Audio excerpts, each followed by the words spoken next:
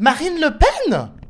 Faut vraiment que je me refasse les chicots, en fait, Mais c'est ça? qu'est-ce que tu fais dans cette baignoire, Marine? Bah, je sais pas, je me pose la question. Qu'est-ce que je fous là, sans déconner? Quelle idée? Mais que fait Marine Le Pen dans ma baignoire? Qu'est-ce que c'est que ce scandale? Oui, je sais que c'est ma tête le matin qui fait beaucoup parler. Beaucoup de gens trouvent que tu ressembles à Marine Le Pen. Rassure-nous, on n'est pas les seuls à le penser. Tu te rends compte de ta ressemblance? Bah alors, beaucoup de gens, ouais, déjà, je savais pas, et ça me touche beaucoup. Non, c'est un cauchemar, sans déconner, faut changer, là. C'est pas possible.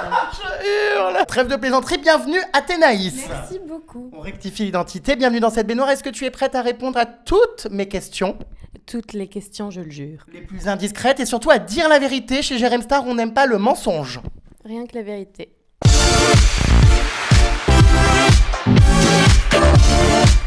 Bon, Vermine, je crois que tu connais pas le personnage Jérém Star. Vermine, je préfère préciser, c'est affectueux. Oui, c'est extrêmement bienveillant, mon cher rat. Bienveillant, bienvenue dans cette baignoire, Vermine. Alors, pas trop déçu justement d'être sorti de Secret Story aussitôt. C'est vrai que le but, c'est quand même d'aller jusqu'au bout. Tu as été éjecté finalement dès le début.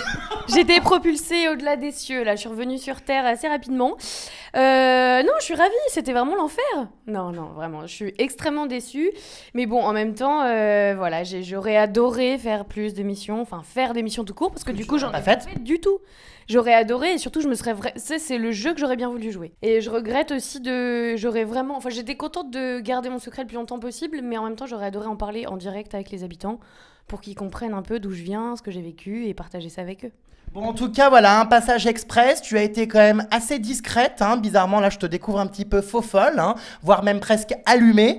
On n'a pas vraiment vu ça dans l'émission. J'ai l'impression que tu as eu un petit problème d'intégration et de communication avec toutes ces bêtes de foire.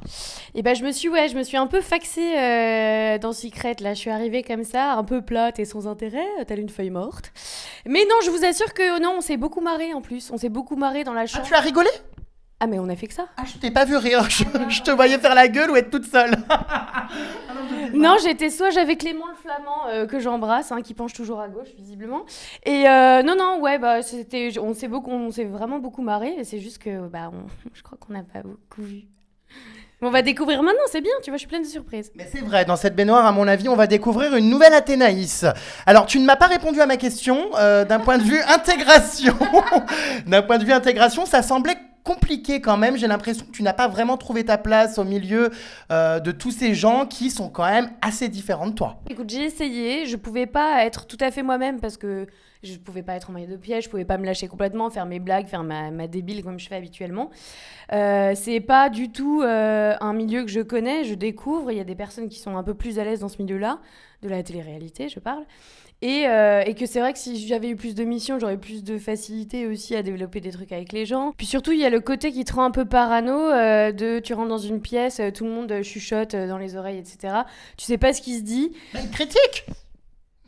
Donc tu sais pas ce qu'il dit, mais tu te doutes que c'est pas super bienveillant, donc tu traces ta route et tu fais bon allez salut à tout à l'heure, hein, je vous embrasse, caresse au chien, tu vois, voilà. Tu n'es pas du tout le profil de candidat, on va dire, habituel. Hein. Tu es un petit peu, voilà, une candidate, comme je le disais, très différente finalement des castings avec les clichés qu'on peut avoir. Clairement, tu es une erreur de casting. Je hurle. Je suis une erreur tout court, voyez-vous. Mais fort heureusement, il y a Oliver et compagnie pour me sauver la vie, donc c'est merveilleux. Mais erreur de casting, je dirais pas. Écoute, ils m'ont donné ma chance, au moins les mecs, ils ont été jusqu'au bout. Moi, je leur ai...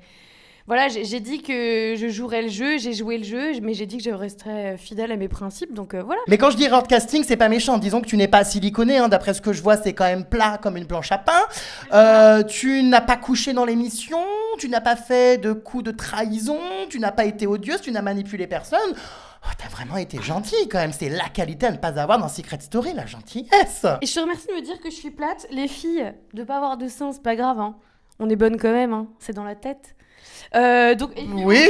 Bon, le désavantage, c'est que je coule un peu dans ce bain, tu vois, il y a trop d'eau, donc j'ai pas assez de poitrine, mais bon, c'est pas grave, écoute, voilà. C'est très plat, mais écoute, si tu t'assumes comme ça, tant mieux. Ah bah, je m'assume complètement, c'est ce qu'il faut. Bien, tu peux faire la planche à la mer, paf, tu flottes.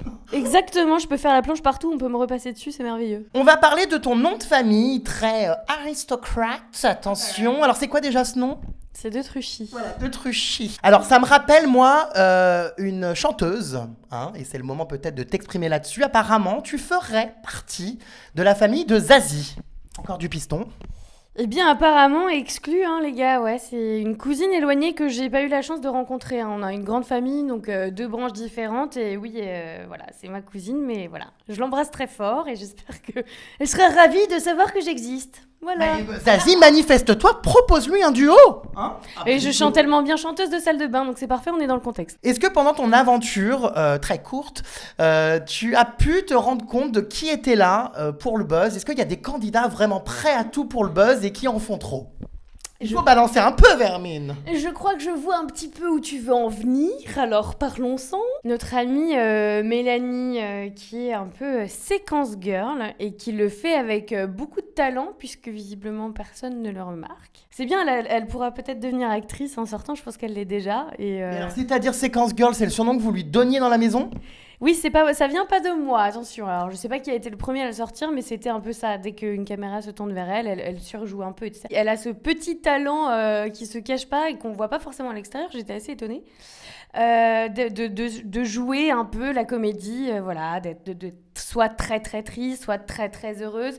Et d'être victimisée. Oui, un peu dans la complainte éternelle. Et ce qui était dommage, je disais, souris, t'es vachement plus jolie, quoi. Dès que les caméras se tournaient, ouais, t'es là. Donc un peu, ouais, position de victime, beaucoup, ce qui était dommage. En fait, moi, ce qui m'avait vraiment gênée, c'était... je me suis encore sacrifiée. Surtout qu'elle prenait pas beaucoup de risques face à moi. Mais en même temps, ça m'a fait vachement marrer, moi, parce que du coup, on la surveillait beaucoup, et surtout avec Maëva. Et c'est vrai qu'on attendait de voir les caméras réagir et de la voir jouer, d'adapter son discours et tout. Donc c'était juste dingue. Et nous, on était morts de rire. C'est-à-dire, qu'est-ce qu'elle faisait en fait? Enfin, tu me dis qu'elle jouait beaucoup avec les caméras, c'est-à-dire elle se mettait dans une pièce, elle attendait les caméras? Elle se mettait dans une pièce, elle attendait soit de voir si les caméras réagissaient à elle seule dans une pièce, et donc du coup, elle changeait de visage, c'était du tout au tout. Soit elle attendait justement que la personne concernée, qui, voilà, elle savait qu'il y a une petite histoire, que ce soit Bastos et compagnie, elle voyait les caméras se tourner et elle changeait, mais complètement pareil, elle adaptait son discours. Ah oui, attends, alors on parlait de quoi déjà? Ouais, non, mais je suis super mal et tout.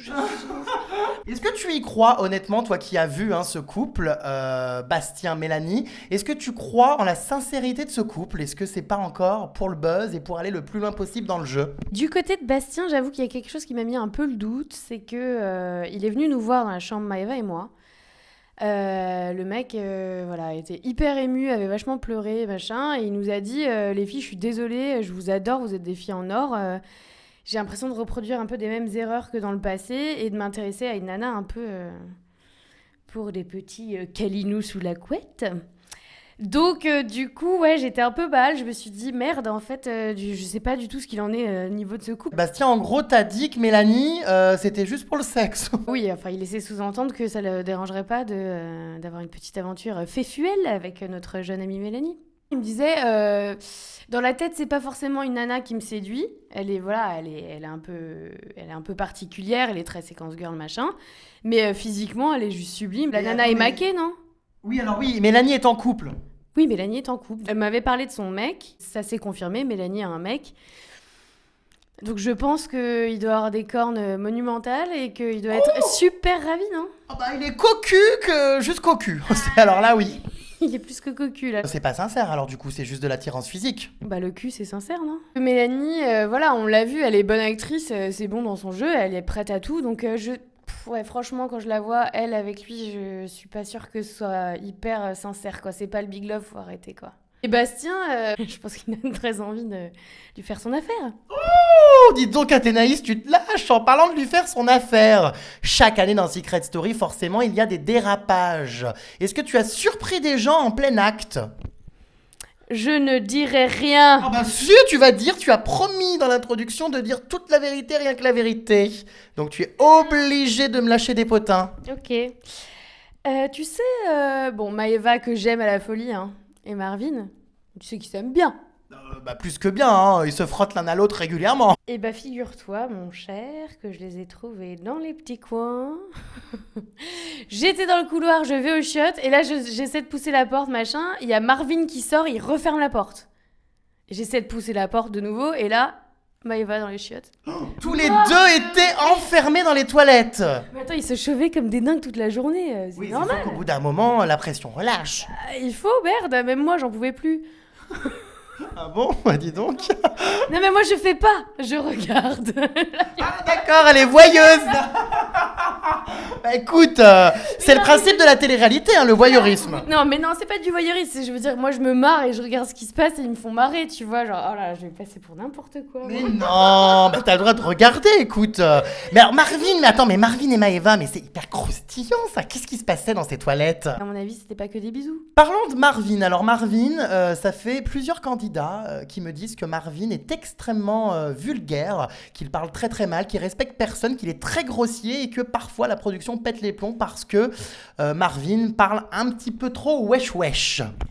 Alors, notre ami Marvin, bah, j'en ai fait les frais un peu la première semaine. Malheureusement, il me l'a pas dit en face, c'était dans mon dos. Ou peut-être heureusement, parce que sinon, comme j'ai dit, hein, j'aurais fait une descente d'organes.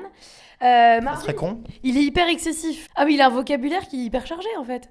Il connaît plein de termes vachement sympas que j'ai découvert. Il balance quoi, il peut te traiter de tous les noms quoi. Donc on entendait souvent Marvin, au confessionnal, dépêche-toi. Pourquoi il se faisait rappeler à l'ordre? Bah ouais, un peu. Hein. Un peu genre, on va se calmer là, on va rester tranquille. D'ailleurs, ça a failli aller super loin avec Fanny. C'était un moment hyper désagréable parce qu'ils se sont pris la tête hyper violemment. Et parce qu'en fait, comme Fanny est enceinte, ils comprenaient pas pourquoi elle restait dans le programme. Ah bon? Et du coup, ouais, ils se sont insultés les deux. Alors Fanny qui a éclaté un bol et tout, ils ont failli se taper dessus. Hein. Ils comprenaient pas, ils se disaient, c'était ton rêve d'avoir un enfant et t'es encore là. Ils lui disaient, voilà, t'es enceinte, va rejoindre ton mec, t'as rien à foutre ici, chaud. Donc voilà, on les a un peu séparés et tout. Mais on n'a pas vu ce clash. Bah, je pense que c'était pas montrable. On était tous là, mais jusqu'où ça va aller? Et je pense que Marvin, s'il avait pu la choper par la peau de la petite culotte et la mettre dans le sas, il l'aurait fait, quoi. Donc, D'autres bagarres, d'autres gros clashs qu'on n'a pas vus, parce que apparemment j'en apprends des bien bonnes ce soir. il y a Bastien et Marvin qui ont failli en venir aux mains. Donc ça, c'était surprenant, parce qu'en plus, Bastien, c'est pas un mec forcément violent, mais Marvin, en fait, comme il parle parfois pas bien aux meufs, et il peut être violent dans ses propos et tout. Bastos lui a dit mec, c'est pas possible que tu parles comme ça aux filles. Enfin, moi, j'accepte pas. Il avait limite envie de prendre ses valises. Bastien, ça lui a vraiment pas plu. Et ouais, non, parce que justement, Marvin était hyper violent dans ses propos, surtout par rapport aux nanas. Et donc, du coup, on les a arrêtés pareil, un peu à temps. On leur a dit de se calmer chacun de leur côté. Ils se sont pas parlé pendant quelques jours parce que sinon, ils allaient se taper dessus, quoi. Ah ouais. Ouais, c'était secret de vengeance cette année. C'était secret de baston. Bon, en tout cas, le Marvin, voilà, c'est pas la première fois que j'entends effectivement qu'il est assez violent hein, dans ses propos, dans ses comportements, etc. Toujours est-il qu'il est extrêmement excitant, ce garçon, tu trouves pas? Qui ça? Bah Marvin! Marvin, bah ils sont tous super excitants. Oh, bah dis donc! Mais ils sont tous là pour ça, ils sont tous hyper beaux, voilà. Ouais, c'est super sympa à regarder, je te dis, moi je regarde, je touche pas. Ah bon? Enfin, Oui, sauf bah, pour la sexy shower. tu es une voyeuse. Voilà, c'est ça, une grosse dégoûtante voyeuse. Donc tous les mecs te plaisaient? Tous les mecs physiquement étaient canons. Tous les mecs physiquement étaient canons, c'est clair. Une petite préférence quand même pour Darko! And the winner is... Enfin, je sais pas s'il a vraiment gagné, mais ouais, Darko, sexy, à mort. Alors, Va, non? on a vu que ça avait été très loin lors d'une sexy shower. Ah bah oui, la petite Athénaïs s'est quand même lâchée. Je me souviens d'une séquence dans le confessionnal où tu étais tout émoustillée. Clairement, on peut le dire, Darko t'excitait. Ouais, Darko, il me laissait pas indifférente, c'est sûr. Et j'étais ravie de cette sexy shower. Je veux bien retourner dans la maison juste pour la terminer parce que c'était vraiment sympa. Ouais, non, Darko, mignon. Et puis on se cherchait un peu, on a un peu le même jeu si tu veux. C'était vachement de regard et on se lâchait des vieilles vannes à 2 balles. Et du coup, non, c'était vraiment sympa. C'est vrai qu'il a pas un corps trop dégueulasse. Mais il a pas un corps trop dégueulasse. Il a ses belles 42 dents qui sont toutes bien brossées. Je croquerais bien dans la pomme, ouais. Oh, j'adore! Bah peut-être, qui sait, en sortant, si jamais Darko est éliminé prochainement, vous pourrez vivre votre romance à l'abri des caméras. Vivre notre romance comme c'est mignon. J'attends qu'il sorte, on verra bien, on discutera, ça sera très cool. On va aller boire un café et puis on ira... Jouer au domino. Voilà, faire du Scrabble. D'accord. Non, c'est bien d'apprendre des mots. Non, mais c'est rigolo, j'aurais pas pensé que t'étais autant à fond sur Darko, ça me fait rire. Bah c'est pas autant à fond, je veux dire un mois enfermé, à voir tout le monde se câliner, au bout d'un moment t'es mignon, mais moi je veux bien rester assise sur ma chaise, mais ça me travaille. Mais j'ai l'impression que tu te mettais une barrière et que justement, tu ne voulais pas entrer dans une relation à l'intérieur de ce programme. Bah en fait j'étais vraiment pas là pour ça, donc c'est vrai que je me suis un peu fermée par rapport à ça, je voulais vraiment pas que les garçons m'approchent. Donc je pense c'est pour ça que ça s'est tourné de cette manière, si tu veux, les mecs étaient un peu, voilà, j'étais la bonne pote, mais Après, c'est vrai qu'avec Darko, on a quand même joué, mais on savait qu'on jouait. Avec Julien, c'était pareil. Mais ouais, j'ai fait vraiment attention parce que je voulais pas exister par rapport à ça. Si j'étais pas venue pour défendre mon secret, dans d'autres circonstances, enfin voilà, c'est sûr que moi j'adore draguer, c'est un truc qui me fait marrer, tu vois, j'ai aucun problème avec ça. Du coup, c'est vrai que je me suis retenue un peu par rapport à ça. C'est dommage. Oui, c'est un remords que j'aurais bien aimé avoir eu. Bah oui, la prochaine fois, baisse ta culotte, c'est Darko qui pilote. Tu sais, c'est ce que je lui dis d'ailleurs. Je lui dis Darko, dans la darkoïde, tu sais, il parlait de la darkoïde, la machin. Et donc je vais le voir, je lui dis la darkoïde, une maladie qu'on aimerait bien attraper. Ouh, bah dis donc. Exclu dans le bain. Eh ben, on verra bien hein, si ça se produit. J'imagine que je serai le premier au courant puisque je vais fouiner et je serai le premier à immortaliser les premiers baisers à l'extérieur de la maison. Je vais suivre ça de très près. Mais en tout cas, vous feriez un joli couple. Eh bah écoute, c'est très gentil. Ça me va droit au cœur. Pour le couple, on verra. Pour la sortie aussi. Mais vas-y, reviens vite, mec. Je t'attends. Oh, bah ça c'est dit. Oh mon Dieu, j'adore. Jérém Star Cupidon. Dans Pidon, y a cul ? Non, je sais plus. Parlons du trio infernal, Marvin, Maëva, Sarah. On voit qu'en ce moment, Sarah, ma foi, vit les choses assez mal, puisque clairement, elle s'est vraiment faite prise pour une grosse conne, faut bien le dire. Qu'est-ce que tu penses, toi, de son comportement à l'intérieur ? On est quand même d'accord que Sarah a tout fait pour séduire Marvin en sachant qu'il était avec Maëva et qu'elle a quand même fait l'allumeuse. Bah en fait, Sarah, et surtout qu'elle a dit quand elle était arrivée qu'elle avait trouvé Marvin hyper canon et que ça la dérangerait pas d'aller plus loin avec lui, mais elle a dit je passe pas en second. Le problème, c'est quand on dit qu'on passe pas en second, pourquoi on essaie quand même d'aller d'aller un peu dragouiller, machin. Elle était là, elle avait aucun problème à passer du temps avec lui, à se marrer. Elle a joué, on y va, et soutif, et machin. Surtout que vraiment, elle avait dit ça c'était pas une briseuse de couple, etc. Et au final, je vois, quand je voyais ce qui se passait avec Maëva, on pétait un plomb. Et j'essayais de la rassurer quand même en disant fais confiance à Marvin, fais confiance en Marvin. Mais ouais, non, clairement, elle y allait, elle lui a mis le grappin dessus, elle lui a pas mis que le grappin dessus d'ailleurs. Donc oui, je pense que la Sarah, elle aimait bien Marvin et j'aurais bien aimé qu'elle reste fidèle à ses propos en disant je passe pas en seconde. Mais je pense qu'elle avait ni envie d'être seconde ni quoi que ce soit, elle voulait être juste la seule et l'unique. Briseuse de couple, j'aime pas le terme, mais c'est un peu ça quoi. Donc voilà, on assume. Bon, c'est pas cool de l'avoir pleuré, mais on récolte ce qu'on sème. Quand on joue avec le feu, on se brûle. Et puis Marvin, c'est un requin, hein, il mord. Ah oui. Donc voilà. J'aimerais bien qu'il me morde. D'ailleurs, Marvin, on a pu voir des séquences où, dis donc, dans le slip...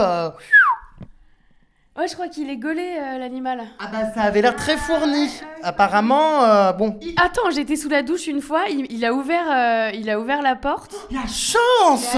Et surtout que je faisais en sorte de prendre ma douche toute seule, moi. Ah ouais, on s'en fout. Mais... Non mais on s'en fout, qu'est-ce que tu as vu ? Cicatrice, pour pas qu'on voit ma cicatrice. Et le mec m'a ouvert la porte, il m'ouvre son peignoir. J'ai fermé les yeux. Ah bah tu es complètement conne. Oui, je suis très conne. Là, j'ai été très con. Tu as fermé les yeux ? J'ai été très con, ouais. Mais c'est pas vrai, mais t'as rien vu ? Même pas un bout ? Oh, pas besoin de voir. Mais je hurle. Donc ce n'est pas une légende, Marvin est très bien bâti. Je crois qu'il est monté comme un poney, ouais. Oh. C'est ça, soyons francs, il est monté comme un poney. Parlons de Fanny. Alors Fanny, au début de l'aventure, elle était très investie dans le jeu, très rigolote, et j'ai l'impression que de plus en plus, elle s'éteint un petit peu. Bah Fanny, c'était un peu un revirement de situation. On n'a pas très bien compris, on en a parlé avec Maëva. Elle était hyper solaire avant, tout le monde l'appelait le soleil. Elle était souriante, elle était mignonne, elle était naturelle.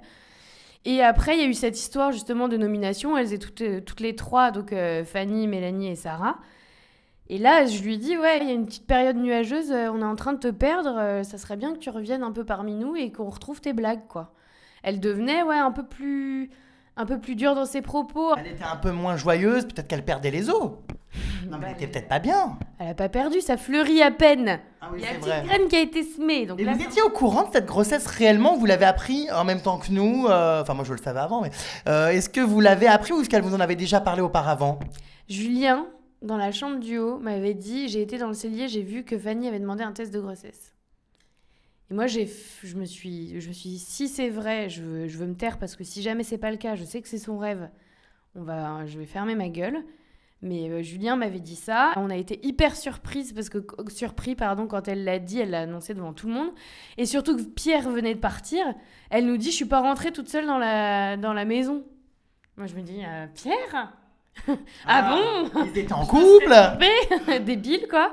Et non, et au final, bah ouais, après, elle nous a dit qu'elle était enceinte, elle a pleuré, on a beaucoup discuté, on l'a pris dans les bras, et c'était ouf, quoi, on était hyper contents pour elle. Parlons des histoires de tricherie qui font scandale en ce moment. Alors toi, est-ce que tu étais au courant? Est-ce que tu as vu ce téléphone circuler? Il y a quand même des choses très troublantes. Le fait que Marvin découvre le secret de Thomas alors que Marvin ne sait pas combien font 48 fois 10. Il nous répond 48 000. J'ai un peu du mal à croire que du jour au lendemain, Marvin trouve le secret de Thomas. Et d'après mes informations exclusives, dès le début dans l'hôtel de la Maison des Secrets, voilà, Jaja a balancé à plusieurs candidats que le plus gros secret de cette année était un homme enceinte. Alors apparemment, il y avait eu des fuites. J'avais entendu plus ou moins, j'avais eu vent de l'histoire dans la maison, c'était par rapport à Pierre qui parlait des secrets, etc. Mais c'était rien de vraiment précis. J'ai jamais vu de téléphone ni quoi que ce soit, donc... Mais tu savais que Pierre avait des indices ou savait des choses? Bah, moi, déjà, je pensais que Pierre est un mec super intelligent, donc voilà, on essayait de faire confiance. Il y avait des trucs qui paraissaient quand même, il avait l'air d'être bien au courant. Le coup de Marvin, c'est vrai que de l'intérieur, je m'étais pas rendu compte, mais en regardant un petit peu, parce que j'ai regardé très très peu, mais j'ai vu un peu quand il a buzzé Thomas. Et en effet, je me suis dit que ça paraissait très bizarre qu'il précise pas que c'était un homme ou une femme, mais enfin, tu vois, qu'il ait été enceinte. Il y avait des rumeurs même au sein de la maison. Après, je peux pas te donner vraiment de choses définitives parce que même moi, j'ai pas vu de téléphone ou de choses comme ça. Pierre, en tout cas, c'est tout le temps son nom qui revient bizarrement. Bah oui, je savais qu'il y avait cette histoire. En fait, ça a commencé quand ils sont rentrés dans la maison. Quand ils sont passés, de l'hôtel, D'accord. les 6, et sont rentrés dans la maison. Donc, moi, j'ai eu vent du prénom de Pierre. Après, je pense que ça venait de tout le monde. En tout cas, à chaque fois, c'est le nom de Pierre qui sort. Enfin, tout le temps. Alors oui, il n'y a pas de preuves concrètes. Même la production, d'ailleurs, a eu du mal à savoir ce qui s'était réellement passé. On ne sait pas. Mais en tout cas, il semblerait que Pierre, effectivement, ait été à un moment donné de l'aventure plus informé que vous sur certains secrets. Ouais, bah écoute, moi c'est vrai que le seul prénom qui me vient en tête à ce moment-là, c'est Pierre, et je veux pas le mettre en porte-à-faux. Et c'est vrai que c'était autour de Pierre. J'ai parlé très peu de fois avec lui, et je me suis dit c'était un mec vachement sensé, mais oui, il y a un doute qui planait quand même. Parlons de ton secret. Donc, c'est quand même voilà, la chose qui te tient le plus à cœur depuis tout à l'heure. Le gospel dehors là. Depuis tout à l'heure, je te travaille un peu sur tous les candidats. J'avais besoin de potins, faut me comprendre aussi. Mais on va parler de ton secret. Un secret qui est quand même parmi les plus beaux de toutes les saisons confondues et qui nous rapproche d'ailleurs de celui de Sabrina à l'époque, qui avait elle aussi été greffée. Je voudrais que tu nous racontes un petit peu ton histoire. Qu'est-ce qui s'est passé? Parce que les greffes, il y en a eu plusieurs. Raconte-nous tout, raconte-nous un petit peu ton enfance, toutes ces opérations, tout ce qui s'est passé pour que tu sois aujourd'hui cette personne que tu es. Exactement. Eh bien déjà, c'était hyper sympa, on s'est bien marré, c'était cool. Non, bon, alors. Donc je suis tombée malade quand j'avais 12 ans. J'ai eu une maladie qui s'appelle une hépatite fulminante. C'était d'origine inconnue, on ne sait pas d'où ça vient. Ça a été très vite. Et en un mois, mon foie était détruit, donc on m'a emmenée en urgence, on a dit qu'il me restait une semaine, on a réussi à me trouver un foie parce que j'étais mineure et mourante. Donc il faut savoir que ça marche par liste, en fait. Tu es sur une liste de donneurs, enfin de receveurs, et moi j'étais mineure et mourante, donc première sur la liste à ce moment-là. Ce qui est un peu compliqué, c'est que j'ai jamais su d'où ça vient. Apparemment, ça serait un virus. Cette maladie est arrivée du jour au lendemain. Du jour au lendemain, et ça m'a détruit le foie très vite, quoi. Et en fait, ce qui était difficile, c'est de ne pas pouvoir prévenir les gens en disant faites attention à ci ou à ça, parce qu'on ne savait pas d'où ça venait. Donc voilà, j'ai eu cette première transplantation, donc une opération qui a duré 12 heures. On m'a plongée dans la glace et tout, enfin, c'était charmant. T'avais quel âge à l'époque? J'avais 12 ans, la première, j'avais 12 ans. Et donc du coup, voilà, opération de 12 heures, je suis restée plusieurs mois à l'hôpital, j'ai réussi à ressortir, j'ai repris un peu l'école. Et finalement, mon foie qui était là pour me sauver, je l'ai gardé 1 an et demi. Au bout d'1 an et demi, voilà, il avait un peu souffert de tout ça. Mes médecins savaient que j'allais être retransplantée une seconde fois, mais n'ont rien dit pour que je garde le moral et que je continue à me battre. J'ai pu remonter à cheval, etc. Parce que du coup, je monte. Et donc ça, c'était vraiment ouf parce qu'ils ne pensaient pas que j'allais pouvoir remonter avec tout ça. Donc tout est possible, hein. Quand on veut, il n'y a aucun souci, quoi. Donc de seconde greffe, je l'ai gardée, donc c'était 1 an et demi après, je l'ai gardée 2 semaines seulement. La seconde greffe, je l'ai gardée 2 semaines. Ça a été assez rapide, presque comme mon passage dans Secret. Voilà. C'est hallucinant parce que même ça, t'en parles avec humour, c'est incroyable. Bah il faut franchement, et je serais pas celle que je suis aujourd'hui si j'avais pas vécu tout ça. Grande question. Donc les 2 premières greffes finalement n'ont pas été efficaces. Ça n'a pas été un succès. La première, de toute façon, elle m'a sauvé la vie, donc elle était indispensable. Si je l'avais pas eu, je serais pas là. Donc merci Félix 1, parce qu'il s'appelait Félix 1 la première fois. Félix 2, le deuxième, donc Félix, c'était une très mauvaise idée. Donc j'ai changé pour le troisième. Et le troisième, Oliver, qui va très bien. Donc opération de 14 heures. Le troisième, donc en fait, c'est un foie, ce qu'on appelle un foie gauche. C'est le foie est un organe qui se régénère. On peut le couper en deux, le scinder en deux pour avoir soit un lobe gauche, soit un lobe droit. Moi, j'ai le lobe gauche et quelqu'un d'autre a le lobe droit. Donc ça, c'est juste ouf de me dire qu'il y a quelqu'un qui a un tout petit peu, voilà, qui partage avec moi. On est un trio, en fait. Il y a la personne qui est partie, qui nous a donné cet organe. Il y a la personne qui est là, que peut-être j'ai croisée une fois dans la rue. Je pense que c'est pas possible, mais voilà. Qui a la partie droite, finalement, et j'ai, moi, la partie gauche. Donc voilà, ouais, 14 heures d'opération, donc costaud, voilà, des mois d'hôpital, évidemment. Donc c'est pas facile, mais... Ça, je voulais en parler aussi en disant que je suis très positive, etc. Mais c'est normal d'avoir un coup de mou. Ça arrive à tout le monde. Et surtout, c'est pas parce qu'on a un coup de mou que c'est terminé. Ça va aller mieux après, ça s'arrange. Voilà. Je vais pas dire toujours. Je le souhaite à tout le monde que ça s'arrange. Mais je veux dire, on s'en sort et il faut se battre pour ça en gardant le sourire parce que c'est comme ça que le message passe le mieux. C'est l'humour qu'on retient, c'est pas la tristesse. C'est sûr, mais en tout cas, c'est un très beau témoignage et ça fait plaisir de voir quelqu'un comme ça d'aussi positive et qui se bat et qui surtout est heureuse et qui croque la vie à pleines dents avec quelques chicots d'ailleurs pas bien placés. Chico de Marine qu'on embrasse. Hein, Marine Le Pen, vous avez les mêmes chicots. Malheureusement, tu n'as pas pu dévoiler ton secret aux autres habitants. C'est vrai que ça aurait été, je pense, un moment émouvant de le faire en direct comme ça sur un prime et de dévoiler ton secret aux autres habitants. Aujourd'hui, ça te tient à cœur vraiment de communiquer, notamment sur le don d'organes. Ah bah oui, clairement, c'est pour ça que j'ai fait tout ça. Je sais que ça peut paraître surprenant, passer par la télé-réalité, etc. Mais cette émission m'a donné la chance de faire ce dont je rêve depuis toujours. Donc c'est pour ça que je l'ai fait aussi. Je suis allée jusqu'au bout, j'ai fait le maximum. Et je voulais surtout remercier les personnes, toutes les personnes qui me soutiennent. C'est au-delà de mes espérances. J'ai vraiment du mal à y croire. C'est plus que de la reconnaissance, j'ai l'impression de trouver ma place et de défendre vraiment ce pourquoi je suis là, si tu veux. J'ai jamais eu de regrets en me disant pourquoi je suis tombée malade. Et maintenant, donc de vivre avec ça, c'est pas forcément facile, mais je suis extrêmement touchée des personnes qui me contactent en me disant... Maintenant, j'ai ma carte de donneur où j'ai changé d'avis parce qu'avant, j'y comprenais pas forcément grand-chose, ou ça me faisait peur. Quand je sens que j'arrive à délivrer ce message, c'est pour moi la plus grande victoire. Donc au final, j'ai gagné. J'ai pas gagné Secret, j'ai gagné sur la vie, quoi. Donc merci. Enfin, merci, c'est nul.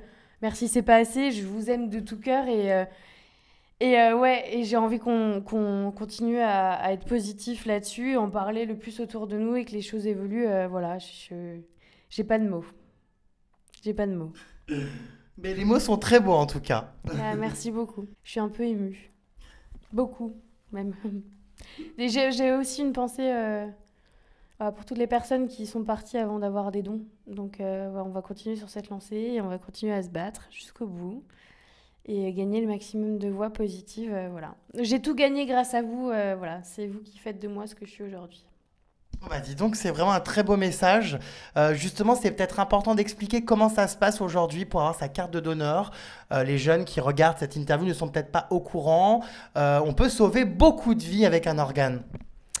Et oui, si on décide de devenir donneur, c'est une super compagnie, on s'entend très bien. C'est mieux que la compagnie créole, hein, je te jure. Il faut vraiment créer un groupe comme ça avec plein de gens. Plus il y en a, mieux c'est. Grosse ambiance. Donc, une personne peut en sauver 10. Voilà, comme j'ai dit, en plus, le foie est un organe qu'on peut séparer en deux. Donc, ensuite, il y a la peau qu'on peut, pour les grands brûlés, etc. Les mains, tout ce qui est les nerfs, etc. Donc... voilà, n'hésitez pas, les démarches sont simples. Maintenant, aujourd'hui, tout est facile avec Internet, on a accès à tout. On peut remplir un formulaire sur Internet, justement, et recevoir sa carte de donneur par voie postale. Et plus on en parle, mieux c'est. Ce qu'il faut, c'est surtout que la famille soit au courant, ça c'est hyper important. On peut, voilà, il suffit d'avoir cette carte et le plus important, c'est vraiment que tout le monde le sache, d'en parler autour de soi, de le dire, de sourire, de rester positif et voilà, prenez votre carte de donneur si vous le voulez, je le souhaite et ça serait vraiment positif et magnifique pour les gens qui sont dans le besoin. Du coup, avec toutes ces transplantations, avec ta santé, puisque tu es aussi diabétique, décidément, t'as pas de chance. Welcome to my life. Donc c'était quand même compliqué, j'imagine, au quotidien dans Secret Story. Tu avais des traitements à faire. Comment ça se passait? Je pense à ma copine Sabrina et elle voilà, que tu vas bientôt rencontrer d'ailleurs. I can't wait, j'ai trop hâte de te rencontrer Sabrina, je t'embrasse très fort. Donc elle prenait son traitement dans le confessionnal. Alors toi, ça se passait comment pour toi?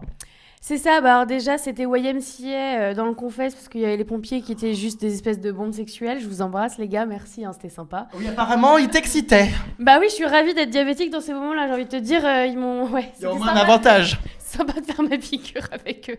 Bref. Ils étaient si beaux que ça? Ils étaient tous assez charmants, dont un qu'il le savait. Mais dis donc, Darko va être jaloux. Non mais Darko c'est pas mon mec et ça le sera pas. Bah t'en sais rien. Non. Si tu devais choisir là maintenant tout de suite entre le pompier ou Darko, tu choisis qui? Darko.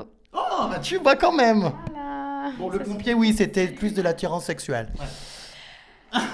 Donc, ces fameuses piqûres. Donc, le confessionnal, c'est là où je prenais mon traitement tous les matins. Le problème, c'est qu'il y a une demi-heure avant que je puisse prendre mon petit-déj, donc c'était un peu compliqué. C'est pour ça que je prenais pas mon petit-déj avec tout le monde.